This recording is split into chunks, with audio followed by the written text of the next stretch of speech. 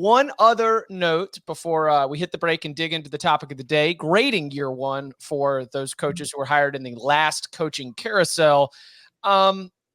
We discussed when we were wrapping up the transfer portal window, and there are, a few other lingering portal commitments that we're going to have here over the next couple of weeks.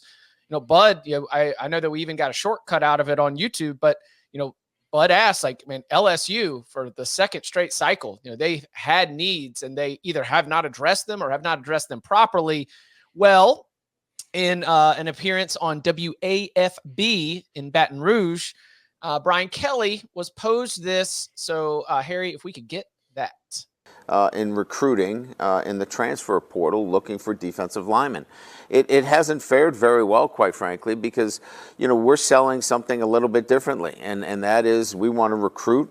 We want to engage, build relationships. We want to develop, retain, and have success. We're not in the market of buying players. And unfortunately, right now, that's what some guys are looking for. They want to be bought. What kind of 2018 mindset is that? I want to be bought. That's Pay me to play defensive line for you, Brian Kelly. I mean, isn't the whole reason why you left Notre Dame to go to LSU because there's more talent around LSU, and LSU has a knack for buying that talent? Like, they literally had boosters stealing from Children's Cancer Hospital foundations to pay for players, right? Like, what happened to the LSU that I grew up knowing, guys? That I don't know. I listened to it. It's actually a really good interview by Jacques Doucette, and who's awesome, by the way. He's phenomenal in the area.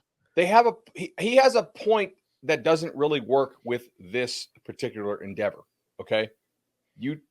Brian Kelly said, we need to take 2 defensive linemen in the portal. You know what the defensive linemen in the portal who have the ability to play for and contribute to LSU or start for LSU are going to cost. And that was definitely over $500,000 for the 4 guys out there. And the one went back to UCLA. So there was 3 left, right? You had 2 of those dudes on campus. So I have to presume that you knew the cost. If you're going to bring them onto your campus to, check it, like, don't go shop for the house if you know you can't afford it at all. Like what are you doing? It's crazy. And they clearly have great NIL going with how their high school recruiting is going. So I don't know what the heck LSU is doing transfer portal wise, but Notre Dame fans have to be laughing their ass off at Brian Kelly right now for this. Or maybe this is him sneakily like, guys, LSU, get your NIL act together. We need to do better in this area. Right? Like, there's no way he wants to waste another potentially elite offense, right? It's crazy. Well, do you think there's any chance that they got in, because this was specifically with Dominic Williams, but other defensive tackles that were in this class, they were like, you know what? We really need them, but we're not going to go overpay for them. Mm-hmm. Like, and you can't say that because you don't want to trash the kid on the way out, but you could have said we got outbid. Like, we just, I don't think that's doing yourself any disservice by just saying, hey, other teams wanted him more, maybe. Or did he genuinely get outbid and they couldn't afford it? Because I have a hard time thinking that LSU couldn't come up with the money. I mean, also, isn't LSU out there buying coaches? How did they get Bo Davis to leave Texas? I know he's an alum, but they gave him over $4 million over a 3-year fully guaranteed deal, right? How did they get Brian Kelly? Because they paid him more than Notre Dame wanted to as far as a long-term commitment, and because presumably they could go buy players from their backyard, which in high school obviously they're doing, but in transfer portal not having quite as much success. So far, I was like, this is just a wild cope from Brian Kelly. Well, I think there's a long history of Brian Kelly saying things that just when he speaks, it's like Brian Kelly always puts his foot in his mouth at some point when he talks for too long. It just happens. Take him out and hang him. Yeah. Or like, I'd be glad if they were like when he did the execution joke. Just yeah. It's like, I don't know. I feel like Brian needs like a politician has a speechwriter type of person that gives him talking points. I think Brian Kelly, LSU needs to get him one of those. Here's what you're going to say. Does Brian Kelly kept in that again, like a thank you to WAFB for that. Jacques Doucette does a fantastic job of covering LSU from all angles. He kept using the word development. I'm like, this guy just doesn't want to play in the free agent market. He's like, I want to get you cheap when you are young, and we will obviously market efficiency. He's somebody who wants to build through the draft. He's the Tampa Bay Rays. It's a 1-year rental on a D tackle. Okay. And He's you're doing it the Tampa Bay way, Miami, bud. You should Oklahoma. respect it.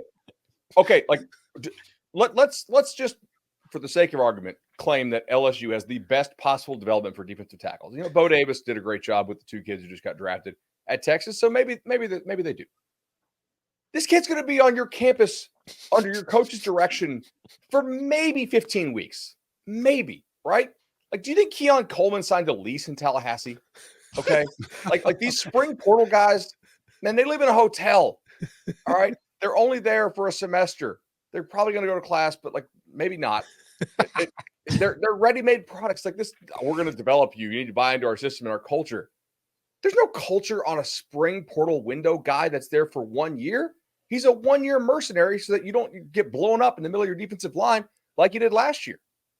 I don't know. That's why I think like his points were well made if it was not the scenario that he was trying to make them in. They're just right. Why'd you have him on campus? Like if you were that, I don't know. Why are you shopping at that store if you can't afford it? Maybe now that it's legal, it's just not as fun. I mean, think about think about like buying weed when you were a teenager and it was illegal, and just like the adrenaline of doing something wrong, and now it's like you just go to the store like you're getting aspirin, get gummies or whatever. It's not as fun. That's very true.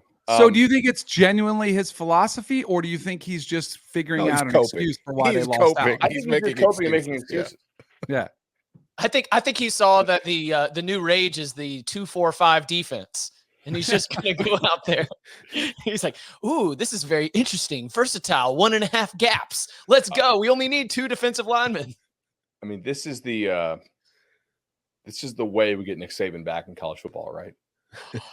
He sits on the sideline, a couple years for ESPN. LSU's like, "Hey, Nick, we did not support Brian with NIL in the way we're supposed to. We know Bama's NIL was behind, where its competitors were at the time. We know you're sick of that. You won't have to worry about that a bit. We are stealing from every hospital in the state to fully fund our NIL, man. All you got to do is come here, pick the players you want. We'll buy them for you, and you coach them up. 3-year run." If he sees Belichick get back on the sideline, he might get the itch. If they get Belichick back in the NFL, he might be like, "Ooh, I think I can. If Bill can do it, I can get back out there." We're going to steal so much. Brett Favre will think we're ethically questionable. So yeah, something definitely that interview got a response from LSU fans and from college football at large. We'll see how things go with, as Bud detailed on Monday, an offense with terrific quarterback, great wide receiver talent, 2 NFL-bound tackles, one who might be a top pick, and a defense still with a lot of question marks. So we'll see. Interesting season ahead. Be entertaining games again. Hey, they'll be great. Extreme.